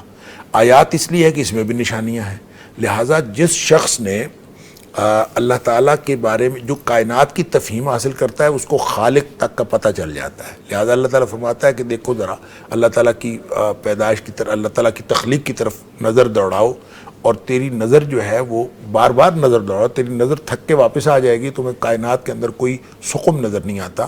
تو ایک اللہ جس نے ایک اتنی بڑی کائنات، ایک اتنا بڑا نظام بنا ہوا ہے، تو اس کے پیچھے بنانے والا نہ ہو، یہ کیسے ممکن؟ لہذا جو اہل منطق ہیں وہ ایک اصول بتاتے ہیں کہ یہ ہر چیز کاز اینڈ ایفیکٹ اس کے ساتھ جڑی ہوئی ہے. ہر چیز کی ایک علت ہوتی ہے، ہر چیز کا ایک معلول ہوتا ہے. یعنی آپ کو کوئی چیز نظر آتی ہے بنی ہوئی، تو اس کے پیچھے کوئی نہ کوئی علت ہوتی ہے، پھر اس علت کے پیچھے کوئی اور علت ہوتی ہے، وہ معلول بن جاتا ہے. لہذا یہ علت اور معلول کا سلسلہ ایک جگہ پہ جا کے رکنا پڑتا ہے، کیونکہ یہ لامتناہی نہیں ہو سکتا. منطقی اصول، یہ دنیا کی بنائی ہوئی منطق جس کا بانی ارسطو کو کہا جاتا ہے، ان کی بنائی ہوئی منطق کا جو اصول ہے کہ کوئی سلسلہ لامتناہی نہیں ہو سکتا. آپ کو کسی نے آپ کہتے ہیں علت معلول، علت معلول، علت معلول، تو یہ لامتناہی نہیں ہو سکتا، کسی جگہ رکنا پڑے گا. ایک ایسی علت پہ آپ کو رکنا پڑے گا جو علت العلل ہوگی، تمام علتوں کی ایک وجہ ہوگی، اور اس کے پیچھے اس کی کوئی وجہ نہیں ہوگی. جہاں رکنا پڑے گا وہ اللہ تعالیٰ کی ذات ہے. لہٰذا آپ اس طرح کے کتنے ہی جو سلسلے ہیں ان کو، جیسے متحرک اور محرک کی بات ہے، کوئی چیز آپ کو حرکت کرتی ہوئی نظر آتی ہے، اس کے پیچھے کوئی محرک ہوتا ہے، پھر وہ حرکت کر رہی ہے تو اس کے پیچھے کوئی محرک ہوتا ہے. یوں آپ پیچھے پیچھے چلتے جاتے ہیں تو ایک جگہ وقت آتا ہے. دیکھیں عشاعرہ نے کہا تھا کہ ہر چیز معجزہ ہے، کائنات ساری معجزہ ہے. کہتے ہیں ہم تو معجزہ اس کو کہتے ہیں نا کہ جب طبعی قوانین جو ہیں معطل کر دیے جاتے ہیں تو کوئی چیز ہم عاجز آ جاتے ہیں ان قوانین کو دیکھ کے، تو کہتے ہیں یہ معجزہ ہے. کہتے ہیں حقیقت میں آدمی دیکھے تو کائنات پوری کی پوری معجزہ ہے. آپ کسی چیز کو انالائز کریں، مثال کے طور پر یہ روشنیاں ہیں، تو روشنیاں ہمیں معجزہ نہیں لگ رہا ہوتا. ہم کہتے ہیں لو، کوئی پوچھے کہ یہ معجزہ ہو، کہتا ہے کہ یہ کیسے معجزہ ہو گیا؟ پیچھے جو ہے بٹن لگا ہوا ہے، بٹن آن آف کرے تو لائٹ آن آف ہوتی ہے. اس میں وہاں کرنٹ کہاں سے آیا ہے، وہاں لائٹ کہاں سے آئی؟ وہ کہتا ہے جی اس کے ساتھ ہی میٹر کے ساتھ جڑا ہے. پھر وہاں وہ کہاں سے آئی؟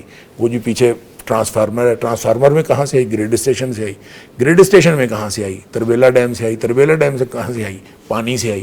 اللہ تعالیٰ فرماتا ہے کہ نصبح ماؤکم غورا فمن یاتیکم بماء معین. اگر پانی جو ہے اللہ تعالیٰ نیچے ہی لے جائے تو تمہارا پانی چلتا ہوا کہاں سے آئے گا؟ تو ہر چیز کو اگر آپ اس کے پیچھے سوچتے جائیں گے نا تو آپ کو نظر آئے گا کہ ایک موقع آتا ہے کہ آپ عاجز آ جاتے ہیں کہ پتہ نہیں کہاں سے آتا ہے، اور وہ جہاں آپ عاجز آتے ہیں وہی اصل میں وجود باری تعالیٰ کی. سبحان اللہ، ماشاءاللہ. ایک کالر لیں گے. السلام علیکم ورحمۃ اللہ. گوجرانوالا سے کال ہے، سعد صاحب نے کی ہے. وعلیکم السلام. جی بھائی جان، سب سے پہلے تو میرا خصوصی طور پہ سلام ہمارے لکھوی صاحب کو. وعلیکم السلام ورحمۃ اللہ تعالیٰ آپ کو. پروفیسر یاسین ظفر حفظہ اللہ بھی ہمارے ساتھ موجود ہیں، انہیں بھی سلام کیجیے. جی ان کو بھی میں سلام کرتا ہوں. میں اصل میں ٹی وی نہیں دیکھ رہا. اچھا. ٹی وی ساتھ والے کمرے میں ہے. اچھا. میرا اصل میں ایک سوال ہے کہ مجھے نا کل ایک ان نون نمبر سے کال آئی ہے. جی. تو بیسیکلی وہ فراڈ لینڈ تھے. انہوں نے مجھے میری کزن بن کے کال کی ہے. انہوں نے نا میرے سے کچھ پیسے لے لیے ہیں، 1.5 لاکھ روپیہ. اچھا. ٹھیک ہے. اس کے بعد وہ نمبر بند ہو گیا ہے. کمپلین بھی کی ہے لیکن وہ کہہ رہے ہیں کہ اس کا کوئی حل نہیں ہے. پہلا میرا سوال یہ ہے کہ یہ جو پیسے ہیں میں زکوٰۃ کی مد میں چھوڑ سکتا ہوں؟ کیونکہ میں نے بھی یہ پیسے کسی سے ادھار لے کے نا تو وہاں دیے ہیں. میں نے یہ پیسے اس بندے کو واپس کرنے ہیں جس سے میں نے ادھار لیے ہیں. اچھا ٹھیک ہے، تھوڑا سا لاؤڈلی بولیں. اور دوسرا سوال کیا ہے؟ دوسرا میرا میں نے دعا کی درخواست کرنی ہے کہ خصوصی طور پہ ذرا دعا فرما دیں میرے لیے. کوئی معاملات کاروباری کو بہت زیادہ ٹف ہیں، کوئی قرضہ وغیرہ کافی ہے، تو اللہ تعالیٰ خیر و برکت کرتے، اللہ آسانی فرما دے. خصوصی میرے جی انشاءاللہ دعا فرما دیں. بالکل، مشائخ آپ کے لیے دعا بھی کرتے ہیں. کال کرنے کا شکریہ. محترم پروفیسر یاسین ظفر صاحب، بندہ کہتا ہے میرے ساتھ فراڈ ہو گیا ہے، وہ پیسہ میں زکوٰۃ کی مد میں چھوڑ سکتا ہوں؟ نہیں، ایسا تو ٹھیک نہیں ہے، اس لیے کہ یہ قرضہ لے کے اس نے کسی کو دے دیا ہے، اگرچہ اس کے ساتھ فراڈ ہوا ہے لیکن لے تو وہ گیا، یعنی جو بھی لے گیا ایسے یعنی فراڈ کر کے، وہ تو فراڈ کر رہا ہے، ایک دھوکہ دے رہا ہے آپ کو. تو ایسا نہیں ہوتا. زکوٰۃ کی رقم کے جو مصارف ہیں نا وہ بیان کیے گئے ہیں، ان مصارف میں ہی آپ اس کو دے سکتے ہیں. باقی اس طرح کے واقعات تو بے شمار ہوتے ہیں. اگر اسی طرح لوگ زکوٰۃ کی کٹوتی کرتے رہیں تو جو مستحق لوگ وہ تو بیچارے رہ جائیں گے. صحیح بات. تو اس لیے یہ درست نہیں ہے. ہم دعا گو ہیں, اللہ تعالیٰ ان کے لیے آسانی فرمائے اور ان کے لیے بہتری فرمائے. اس کا ایک یعنی چونکہ انہوں نے بات کی ہے کہ اس وقت وہ پریشان ہیں, میرا یہ مشورہ ہے ان کو اور باقی بھی احباب جو بات سن رہے ہیں, دیکھیں کاروبار کے اندر نا آپ اللہ تعالیٰ کو شامل کریں. یہ شامل کرنے کا ایک طریقہ یہ ہے کہ اپنی آمدن کا کچھ حصہ, بے شک 2.5% ہو, 2% ہو, 5% ہو, یہ طے کر لیں کہ یہ میں نے اللہ کے راستے میں دینا ہی دینا ہے. یہ اللہ کی شراکت ہے اس میں کہ یہ میں نے دینا ہے. اور ایسی صورت میں انشاءاللہ مجھے امید ہے کبھی خسارہ نہیں ہوتا, کبھی اس میں نقصان نہیں ہوتا, اس لیے کہ اللہ رب العزت اس میں شریک ہوگا. اور یہ آپ پھر پابندی کریں, پھر اس میں آپ نہ کریں. میں آج بھی فیصل آباد میں کہیں درس تھا تو میں نے وہاں اپنے ایک دوست کی بات کی. کچھ عرصہ پہلے اس نے کاروبار کیا اور بڑا پریشان ہوا. وہ مجھ سے اس نے بات کی کہ کوئی دعا کریں, مجھے بتائیں میں کیا کروں. تو یہی میں نے مشورہ دیا. اور 1 سال کے بعد, صرف 1 سال کے بعد اس نے کہا جی میں نے اپنے کاروبار میں 40% اللہ کا حصہ کر دیا. اللہ, اتنے میرے حالات اچھے ہو گئے ہیں کہ اب وہ حصہ 40% میں نے کر دیا. تو یہ میں اپنے بھائی سے یہ کہنا چاہ رہا ہوں کہ آپ اعتماد کریں, کاروبار کریں, لیکن اس میں آپ اللہ تعالیٰ کو شامل کر لیں. انشاءاللہ آپ کے معاملہ درست ہو جائیں. بالکل ٹھیک ہے. ایک اور کالر ہیں ہمارے ساتھ. السلام علیکم ورحمۃ اللہ. عمیر احمد سلیم صاحب, السلام علیکم.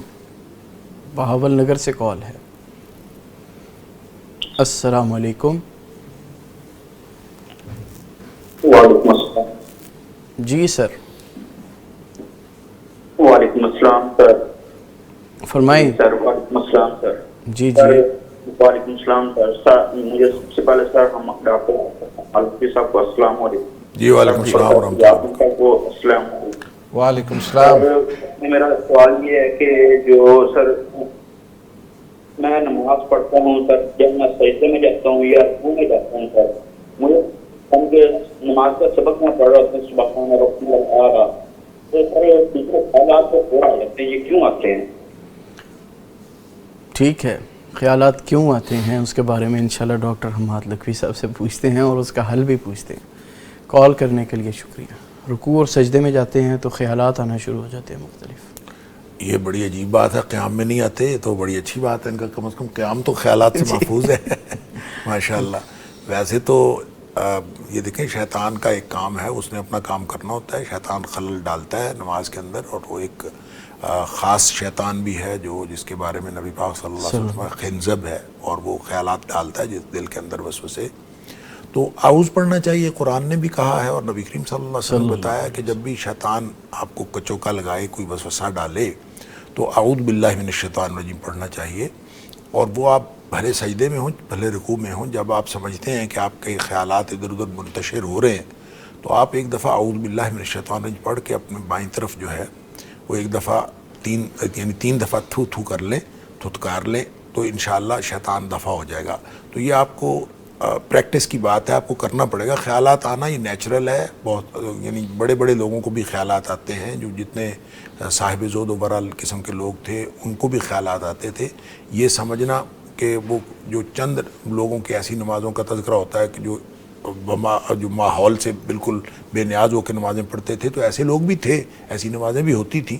لیکن خیالات آ جانا یہ کوئی غلط بات نہیں ہے. اس کا مطلب ہے نماز میں خیال آ جانا کوئی غلط نہیں ہے, اور یہ ان نیچرل نہیں ہے. البتہ اس خیال کو نماز میں خلل ڈالنے دینا یا نماز میں خلل آ جانا یہ درست نہیں ہے. آپ اس کو نماز کو جاری رکھنے کے لیے اپنی توجہ اور کنسنٹریشن پوری کرنے کے لیے اعوذ پڑھیں, اور اعوذ پڑھیں گے تو انشاءاللہ اللہ تعالیٰ آہستہ آہستہ, ایک ہو سکتا ہے جب آپ سٹارٹ کریں گے تو آپ کو اعوذ جو ہے وہ زیادہ دفعہ پڑھنا پڑے, تو جب بھی خیال منتشر ہو اعوذ پڑھیں اور دل کی طرف کر دیں. اور ہو سکتا ہے شروع میں آپ کو 100 دفعہ یا 50 دفعہ یا 20 دفعہ پڑھنا پڑے, آہستہ آہستہ کم ہوتا جائے گا. شیطان کو جب پتہ چلے گا کہ ادھر سے مجھے فائر آتا ہے تو وہ پھر ادھر جواب آتا ہے, پھر وہ آنا آہستہ آہستہ کم کر دے گا. اور جب بھی وہ ادھر آپ کی طرف منہ کرے گا تو آپ کو آگے سے اعوذ باللہ من الشیطان یہ فائر آپ کریں گے تو انشاءاللہ آہستہ آہستہ دفعہ ہو جائے گا. اس کے ساتھ ماشاءاللہ جو کہا ہے بالکل اتفاق ہے.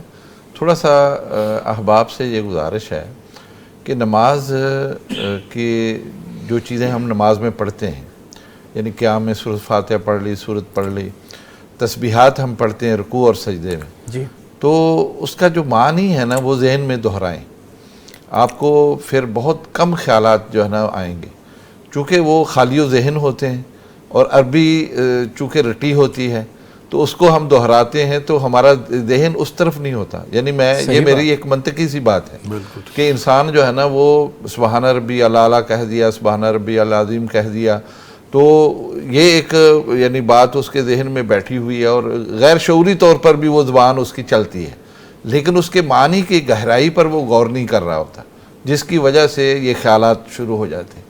اگر وہ تھوڑی سی اس پر غور کرے نا کہ میں کس کے سامنے کھڑا ہوں اور کس کو میں کہہ رہا ہوں سبحان ربی الاعلیٰ، اور اس کی کتنی بڑائی ہے، عظمت ہے، یہ جب یہ چیز آئے گی نا تو خیالات کم ہو جائیں گے. صحیح بات. شیخ یہ صرف آپ کی ماشاءاللہ منطقی بات نہیں ہے، صرف یہ قرآنی بات ہے. حتی تعلموا ما تقولون، اللہ جب تک آپ کو پتہ ہی نہیں کیا کہہ رہے ہو تو اس وقت تک نماز میں وہ کنسنٹریشن نہیں پیدا ہوتا. ابو ہریرہ بھائی بڑی دیر سے چپ بیٹھے ہیں، بریک ہے، بریک سے پہلے کوئی مختصر سا کلام سنائیے.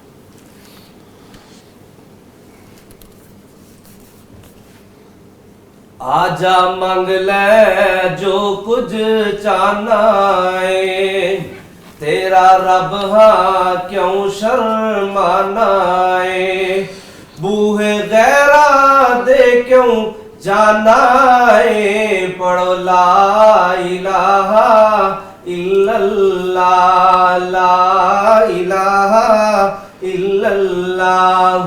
خالی ہاتھ آوے جولی بھر دیوا، خالی ہاتھ آوے جولی بھر دیوا، تینوں مال اولاد تے زر دیوا، تیری ہر مشکل حل کر دیوا، پڑھو لا الہ الا اللہ، لا الہ الا اللہ.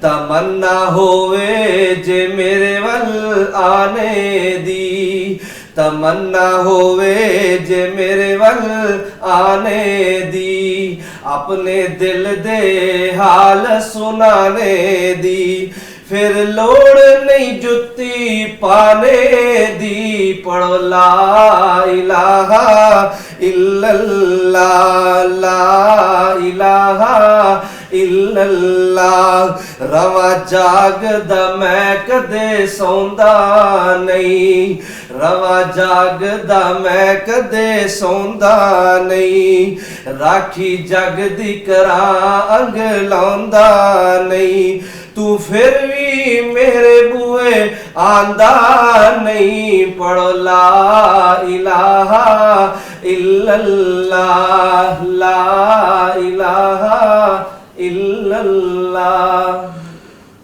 بہت شکریہ. وقت ہے ایک چھوٹی سی بریک کا. توحید کے حوالے سے گفتگو جاری رہے گی، آپ ہمارے ساتھ رہیے.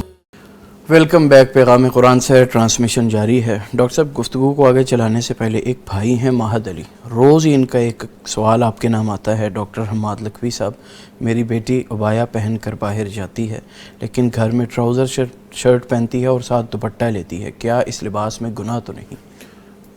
دیکھیں اگر ان کے گھر میں محرم ہیں، صرف بھائی بہن ہیں، تو بالکل ایسا لباس نہیں ہونا چاہیے کہ جو ان کا جو یعنی جس کے اندر بالکل ہی جو جسمانی خد و خال ہیں وہ باہر جھلک رہے ہوں.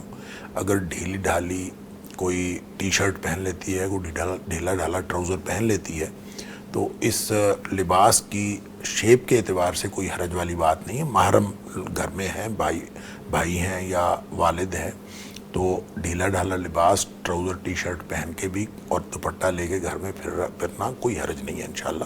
اور بال بھی اگر نظر آ جائیں، بھائی بہن ہیں تو کوئی مسئلہ نہیں ہے انشاءاللہ. تو اگر وہ اپنے آپ کو ڈھک کے رکھتی ہیں تو صرف ٹراؤزر ٹی شرٹ پہننا یہ کوئی گناہ نہیں ہے. صحیح. لیکن بشرطے کہ وہ ڈھیلا ڈھالا ہو اور بالکل ایسا کوئی چست پرت نہ ہو جس سے جسمانی خد و خال جو ہیں بہت نمایاں ہو کے باہر آ رہے ہوں. بالکل ٹھیک. کالر شامل کریں گے جی. السلام علیکم ورحمۃ اللہ وبرکاتہ. حنیف صاحب جی بھائی ہیں، فرمائیں کیا پوچھنا چاہیں گے؟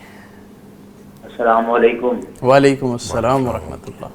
میرا سوال یہ ہے کہ سبحانک اللہم ربنا و بحمدک اللہم اغفر لی، جی سبحانک اللہم ربنا وفی حمدک اللہم اغفر لی، کیا سجدے میں پڑھ سکتا ہے کہ رکوع میں پڑھا جا سکتا ہے کہ دونوں جگہ پڑھا جا سکتا ہے؟ جی ٹھیک ہے حنیف صاحب، بہت شکریہ کال کرنے کے لیے. جی محترم ڈاکٹر دونوں جگہ پڑھا جا سکتا ہے. بالکل ٹھیک ہے. ڈاکٹر صاحب، انسان کے اعمال بہت زیادہ ہوں لیکن اس کا عقیدہ درست نہ ہو تو کیا اعمال قبول ہو جائیں گے؟ یا اس کو ایک دوسرا رنگ یہ دے لیتے ہیں کہ اعمال کی قبولیت کا تعلق عقیدہ توحید کے ساتھ ہے، جڑا ہوا؟ بالکل ہے. اس کی وجہ یہ ہے کہ جب آپ توحید کو نہیں مانتے یا آپ جو اصل میں ایمان ہے ایک مرکب ہے، جی، اس میں صرف عقیدہ توحید نہیں ہے، اس میں باقی عقائد بھی ہیں جس کی تفصیل ہے کہ کتابوں کو بھی مانیں، رسولوں کو بھی مانیں، یعنی اس میں عقیدہ آخرت بھی ہے، عقیدہ رسالت بھی ہے، عقیدہ توحید بھی ہے، فرشتوں کو ماننا بھی اور اچھی بری تقدیر کو ماننا بھی. اچھا، ان سب چیزوں کو بیک وقت ماننا ضروری ہے. اگر اس میں سے کوئی ایک بھی جز ناقص ہو یا اس کا فقدان و کمی ہو تو باقی کا عقیدہ بھی ناقابل اعتبار ہو جاتا ہے. لہٰذا جب عقیدہ درست نہ ہو تو پھر اس کا عمل جو ہے اس نے کس مقصد کے لیے کرنا ہے، سوال یہ پیدا ہوتا ہے کہ ابھی جو ہم گفتگو کر رہے تھے اور خاص طور پر پروفیسر یاسین ظفر صاحب نے اس کے بارے میں بڑی ڈیٹیل سے بتایا کہ آپ کے کردار پر اور اعمال پر عقیدہ توحید کس طرح اثر انداز ہوتا ہے. تو جب آپ عقیدہ توحید کی وجہ سے آپ کے اعمال جو ہیں عقیدے کی وجہ سے شیپ ان کو مل رہی ہوتی ہے اور وہ ان کی ڈائریکشن اور ڈائمنشن بن رہی ہوتی ہے. اگر آپ اللہ کی توحید کے قائل ہی نہیں ہیں تو آپ کس کے لیے عمل کر رہے ہیں؟ پھر آپ اپنی خواہش نفس کے لیے عمل کر رہے ہیں، کسی شخصیت کو خوش کرنے کے لیے کر رہے ہیں، کسی بڑے کے لیے کر رہے ہیں، کسی چھوٹے کے لیے کر رہے ہیں، کسی دنیا کے مفاد کے لیے کر رہے ہیں، کسی بھی مقصد کے لیے کر رہے ہیں تو اللہ کے لیے تو نہیں کر رہے. تو اللہ کے لیے عمل کرنے کے لیے آپ کا پہلے عقیدہ توحید خالص ہوگا تو پھر آپ اللہ کے لیے خالص عمل کریں گے. اور عمل کا جو امتحان ہے وہ حسن عمل کا امتحان ہے. لِيَبْلُوَكُمْ أَيُّكُمْ أَحْسَنُ عَمَلًا، کون بہترین عمل کرتا ہے. تو حسن عمل یہ ہے، اچھا عمل یہ ہے. اس کی ڈیفینیشن میں دو چیزیں شرائط میں شامل ہیں. ایک یہ کہ وہ عمل خالص اللہ کے لیے ہو اور دوسرا وہ نبی اکرم صلی اللہ علیہ وسلم کے طریقے کے مطابق ہو. اگر کوئی شخص ایسا عمل کرتا ہے تو انشاءاللہ وہ اللہ کے ہاں قبول ہے. تو جب وہ اخلاص جس کو کہتے ہیں کہ وہ خالص اللہ کے لیے ہو، وہ اگر موجود نہ ہو تو پھر اس کا مطلب ہے اس کا عمل قبول نہیں ہو سکتا. جس طرح عمل کرنا ضروری ہے اسی طرح اس کو خالص بنانا بھی ضروری ہے، ہمارے ذمے ہے. لہذا مخلصین لہ الدین، اور فرمایا کہ فاعبد اللہ مخلصا لہ الدین، کہ اللہ کے لیے دین کو خالص کر کے جب تک آپ خالص نہیں کریں گے. خالص کرنے کا مطلب یہ ہے کہ جتنی بھی عقیدے کی، خیال کی اور ظاہری باطنی میل کچیل ہے اس کو نکالنے باہر، اور کوئی اس میں شریک نہ ہو سوائے خالص اللہ کی رضا کے، اس کے علاوہ اور کوئی بات نہ ہو. اگر یہ ہوگا، اسی کا نام عقیدہ توحید ہے، اور خالص عقیدہ توحید ہوگا تو عمل قبول ہوگا، ورنہ عمل قبول نہیں ہوتا. انما الاعمال بالنیات کا معنی بھی یہی ہے کہ اس کی تفصیل نبی پاک صلی اللہ علیہ وسلم فرمائی. جو عمل کسی نے اللہ اور اس کے رسول کے لیے کیا، ہجرت کی آپ نے مثال دی کہ جس کی ہجرت اللہ اور اس کے رسول صلی اللہ علیہ وسلم کے لیے ہے، اس کی ہجرت اللہ اور اس کے رسول کے لیے کنسیڈر ہوگی. لہٰذا اگر کسی کا عقیدہ درست نہیں ہے تو کسی اور مقصد کے لیے کر رہا ہے. دیکھیں، خدمت خلق کفار بھی کرتے ہیں، نیکیاں کفار بھی کرتے ہیں، ایک دوسرے کے ساتھ صلہ رحمی بھی کرتے ہیں، بہت ساری نیکیاں کرتے ہیں، لیکن ان کی نیکیوں میں عقیدہ آخرت شامل نہیں ہوتا. جب عقیدہ آخرت شامل نہیں ہوتا تو وہ کس کے لیے کر رہے ہوتے ہیں؟ کسی اور مقصد کے لیے کر رہے ہوتے ہیں. لہٰذا ان کو آخرت میں کچھ نہیں ملے گا، دنیا میں ان کو بہت سارا فائدہ. جو کافر جو بھی نیکی کرتا ہے اللہ تعالیٰ اس کا بدلہ اس کو دنیا میں دے دیتا ہے، کیونکہ اس کے پروگرام میں، اس کے مقاصد میں عقیدہ آخرت شامل ہی نہیں ہے. وہ دنیا میں دنیا کے فائدے کے لیے کرتا ہے، لہٰذا اللہ تعالیٰ دنیا میں اس کو فائدہ دے دیتا ہے. جب وہ مرتا ہے تو اس کے کھاتے میں ایک بھی نیکی باقی نہیں ہوتی، ساری ختم ہو چکی ہے. بالکل ٹھیک. لہٰذا عقیدہ توحید، عقیدہ آخرت اور تمام جو اپنے اجزاء کے ساتھ جتنے اجزاء ایمان ہیں ان کے ساتھ عقیدہ درست ہونا یہ ضروری ہے. اگر یہ نہیں ہوگا تو پھر اس کے عمل کا اس کو فائدہ نہیں ہوگا. وہ جس مقصد کے لیے کرے گا پھر اس مقصد کو وہ تو پورا ہو جائے گا. دیکھیں، ایک حدیث میں آتا ہے نبی پاک صلی اللہ علیہ وسلم کے پاس ایک ایسے شخص کا ذکر کیا گیا کہ جس کے بارے میں پوچھا گیا کہ ایک کالر لے لیں پھر اس میں یہ حدیث مکمل سنیں گے. السلام علیکم ورحمۃ اللہ وبرکاتہ. وعلیکم السلام. فیصل آباد سے کال ہے جی. السلام علیکم سر. وعلیکم السلام سر. میں سب بشیر احمد بات کر رہا ہوں فیصل آباد سے. ماشاء اللہ، ویلکم. ہمارے پرسوں قاری صاحب نے ماشاءاللہ منزل مکمل کیا کرامدید ہے جی. تو قاری صاحب وطر پڑھ کے نا آخر میں تو 2-3 منٹ سجدے میں گفٹ پڑ گئے ہیں، 2-3 منٹ سجدہ کر دے رہے ہیں. اپنا علیحدہ سے پتہ چل हाँ जी, नहीं जमात करा के वितर खत्म करके तो फौरन सजदे में गिर गए ना। अच्छा, तो पूछा तो कहते हैं जी ये सजदा शुक्र है। मैंने पूछना कि ये ऐसा करना जायज है? मैं पहले करता था, मैं सऊदीया में रहा हूँ, मैं पहले नमाज के बाद सजदा ऐसे शुक्र अदा करता था। अच्छा, मुझे फिर किसी ने देखा और कहा कि ये आखिर में जो एक सजदा वो जायज नहीं है। अच्छा। तो दूसरी बात यह है कि इस मस्जिद में जो है ना कि मस्जिद हमारी कॉलोनी में ये वितरों के बाद नफल भी पढ़ते हैं। ठीक है, ठीक है, कॉल करने के लिए शुक्रिया जी। मोहतरम डॉक्टर साहब, सजदा शुक्र कारी साहब ने जज्बात फरते मतलब कहने के तशक्कुर में। देखें, बात यह है कि अगर किसी सजदे को वो एक हो या दो हो, उसको अगर नमाज का हिस्सा बना लिया जाए और जब भी आदमी सलाम फेरे और सजदे में चला जाए तो फिर तो उसके लिए हमें दलील ढूंढनी पड़ेगी कि नबी करीम सल्लल्लाहु अलैहि वसल्लम ने जब ऐसी नमाज नहीं पढ़ी और ऐसे नहीं किया तो हम क्यों करेंगे। लिहाजा उसके लिए ये सजदा करना तो दुरुस्त नहीं है। जो इसको नमाज के साथ जैसे उन्होंने बताया मैं भी ऐसे किया करता था तो इसका मतलब है मामूल था, तो ये मामूल बनाना बिल्कुल गलत है। अलबत्ता किसी वक्त आदमी को शुक्राने की कैफियत पैदा होती है और आदमी सजदा शुक्र इस तरह बजा लाता है कि वो सजदे में गिर जाता है, और ये बिल्कुल ऐसे ओकेजनली होता है, कभी कभार कभी इंसान की ऐसी हो तो कोई हर्ज नहीं है। इंसान अपने सजदे में जाके अपने अल्लाह से बात करना चाहे तो इसमें इसको इजाज़त देनी चाहिए, और अगर उसने सजदे में जाके अपनी दुआएं करनी हो तो वो कब करेगा। लिहाजा इस तरह कभी अपनी मर्जी से किसी भी वक्त अगर कोई ऐसा कर ले तो उसको मेरा ख्याल है मना नहीं करना चाहिए। अलबत्ता ये नमाज का हिस्सा या नमाज के हिस्से के तौर पर अगर कोई शख्स करता है, अगर ये कारी साहब की ये आदत है या उनका शुक्राने का तरीक़ा ये है कि वो जब भी वितर पढ़ते हैं तो उसके बाद वो सजदा करते हैं, तो ये दुरुस्त नहीं होगा। ये नमाज का हिस्सा, इसके लिए फिर मेरा ख्याल है जिस तरह उन्होंने कहा उनका कुरान मुकम्मल हुआ है तो हाँ, तो उस वक्त उसने उन्हें इस कैफियत में सजदा शुक्र कर लिया तो उसमें कोई हर्ज नहीं। दूसरा इन्होंने कहा कि नमाज वो वितर के बाद नवाफिल पढ़े जा सकते हैं, नवाफिल वितर के बाद पढ़े जा सकते हैं। बिल्कुल ठीक, बिल्कुल ठीक। एक कॉलर लेंगे। अस्सलाम वालेकुम वरहमतुल्लाहि वबरकातुहू। तारिक मुगल साहब। वालेकुम अस्सलाम वरहमतुल्लाहि वबरकातुहू। जी सर, कैसे मिजाज हैं? ठीक ठाक है जी सर, अल्हम्दुलिल्लाह जी। फैसलाबाद से रुझानों की दारत बोल जी। माशाल्लाह माशाल्लाह। बड़े 4 दिन बाद कार मिली आपको जी। रमजान खत्म हो रहा है जल्दी जल्दी जी। अच्छा सर जी, मैंने पूछना था कि आदमी मतलब मस्जिद में नमाज पढ़ने के लिए जाता है ना तो जमात खत्म हो जाती है, तो फिर 2 आदमी मिलके अपनी जमात कर लेते हैं जी। तो बाद में बोलते हैं कि इस तरह जमात नहीं होती, एक बार जमात हो जाए ना तो दूसरे दोबारा आके अपनी जमात नहीं करवा सकते। अच्छा, यानी दूसरी नमाज यानी अगर आप नमाज में लेट हो गए हैं तो नमाज बाजमात नहीं कर सकते मस्जिद में, ये वो कहते हैं। ठीक, हाँ जी, बात कराम बोलते हैं कि जमात नहीं होती। ठीक है। दूसरा ये पूछना था कि रोजा को जब अफ्तार करते हैं ना, खजूर के साथ हमने रोजा अफ्तार किया तो बाद में अफ्तारी की दुआ यानी हम पढ़नी चाहिए, ये भी पूछते हैं कि तो आप पढ़नी चाहिए। ठीक है, बहुत शुक्रिया कॉल करने के लिए जी। मोहतरम डॉक्टर साहब, पहला सवाल ये है कि जो मुआशरे में उमूमन कहा जाता है कि दूसरी नमाज बाजमात नहीं पढ़नी चाहिए अगर आप लेट हो गए हैं, अक्सर नहीं, उस तो दुरुस्त नहीं है। उसकी वजह यह है कि नबी करीम सल्लल्लाहु अलैहि वसल्लम फरमाया जहाँ तुम 3 आदमी हो तो बाजमात नमाज पढ़ो। तो अगर आप 3 आदमी इकट्ठे हो जाते हैं, बल्कि आपने तो जंगल में भी फरमाया कि इकट्ठे हो तो 3 लोग इकट्ठे नमाज पढ़ें, तो अगर आप दो लोग हैं तो भी आप जमात करा सकते हैं, इंशाअल्लाह जमात का सवाब मिल जाएगा। लिहाजा जमात करा लेने में कोई हरज नहीं है। जो लोग रोकते हैं पता नहीं उनके पास कोई दलील होगी, वल्लाहु आलम। ठीक, ये एक साथी ने कमेंट किया है, काजी 8299 आईडी है। अस्सलाम वालेकुम, हाफिज़ कुरान नहीं हूँ, नवाफिल में नमाज पे कुरान खोल कर मोबाइल पे कुरान खोल कर सूरत पढ़ता हूँ और बाद में तर्जुमा भी पढ़ता हूँ। ऐसे नमाज में कुरान मोबाइल पे खोल के पढ़ना सही है? यानी खुद अकेले पढ़ते हैं? हाँ जी, अकेले तन्हा नमाज पढ़ा जा सकता है, देख के पढ़ा जा सकता है कुरान, कोई हरज नहीं है। लेकिन ये वो तर्जुमा पढ़ना ये दुरुस्त नहीं है। सिर्फ कुरान का मतन जो है वो अपने नवाफिल में पढ़ सकते हैं देख के, कोई हर्ज नहीं। बिल्कुल ठीक है।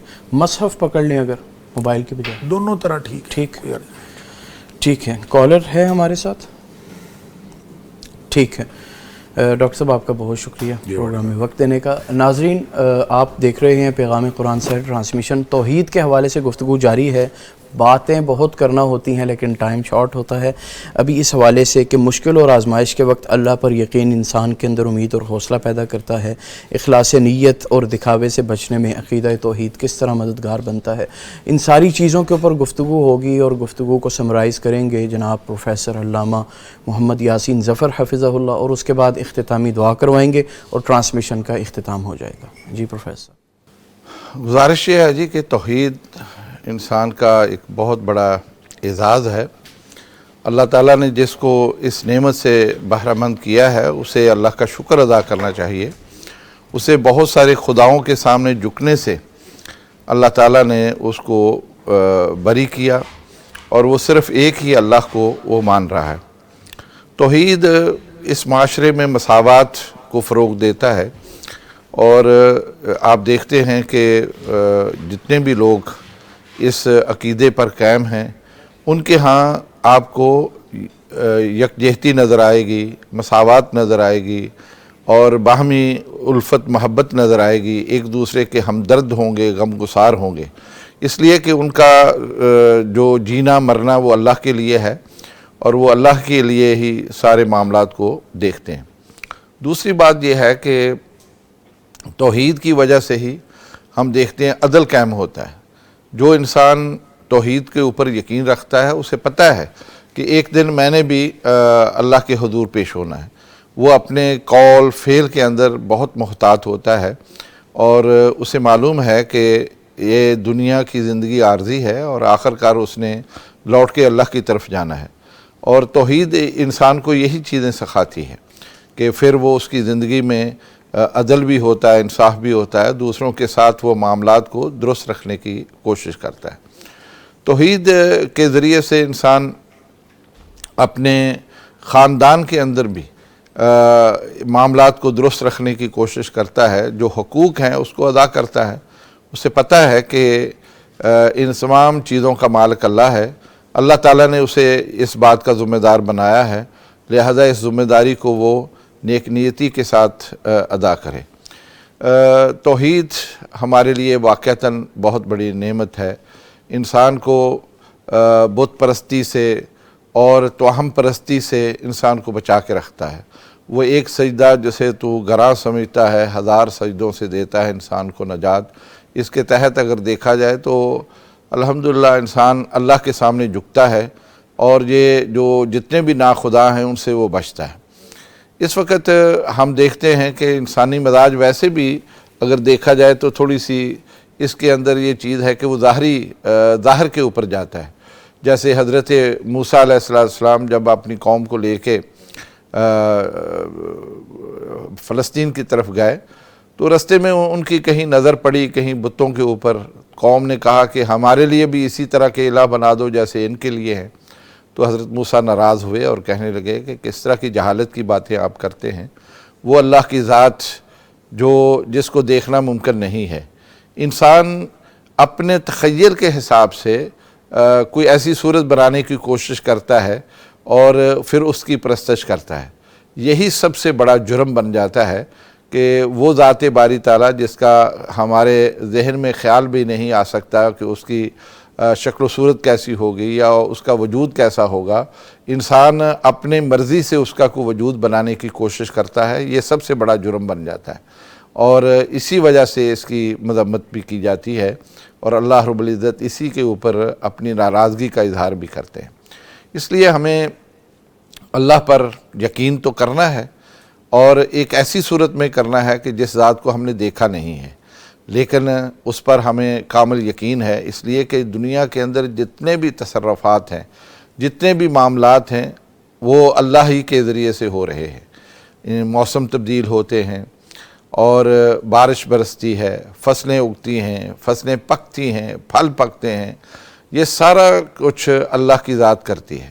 یہ وہ ظواہر ہیں جن کو دیکھ کر انسان ضرور سوچتا ہے کہ آخر یہ سارے معاملات کرنے والا کون ہے. لیکن بدقسمتی ان لوگوں کی ہے جو بت بنا کے اور اس کی پرستش کرتے ہیں.